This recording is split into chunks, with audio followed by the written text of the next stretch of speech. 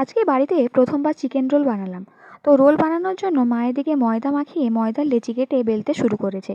আমি এদিকে পেঁয়াজ লঙ্কা সব কেটে নিচ্ছি, সাথে কিছু বিদেশি ধনেপাতাও দিয়েছি। মাংসটা ম্যারিনেট করব, তাই মাংসের সাথে আদা বাটা, রসুন বাটা, লঙ্কা বাটা, লবণ, হলুদ, মিট মশলা সব কিছু দিয়ে ভালো করে মাখিয়ে কিছুক্ষণ রেখে দিলাম।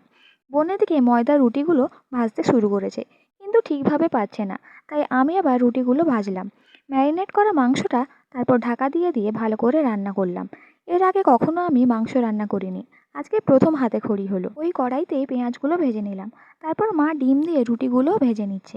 প্রথমবার করছি, জানি না কেমন হবে। সব কিছু রেডি, তাই আমি কাগজগুলো কেটে নিচ্ছি, রোল মোড়া হবে তাই। তারপর মাংসটা ভালো করে মিক্সড করে নিয়ে রুটির মধ্যে চিকেন, পেঁয়াজ, ধনেপাতা, সস দিয়ে রোলগুলো বানিয়ে মাকে দিচ্ছি, আর মা কাগজ দিয়ে ওগুলো মুড়ে দিচ্ছে। এভাবেই সব রোলগুলো বানানো হয়ে গেছে। কিছুটা চিকেন বেশি হয়েছে, তাই সেগুলো আগে খেলাম। তারপর সবাই মিলে চিকেন রোলগুলো খেলাম, টেস্টি হয়েছে। বাড়িতে যে কোনো জিনিস বানালে তার আলাদাই মজা লাগে। তোমরাও এভাবে একদিন বাড়িতে ট্রাই করে দেখো।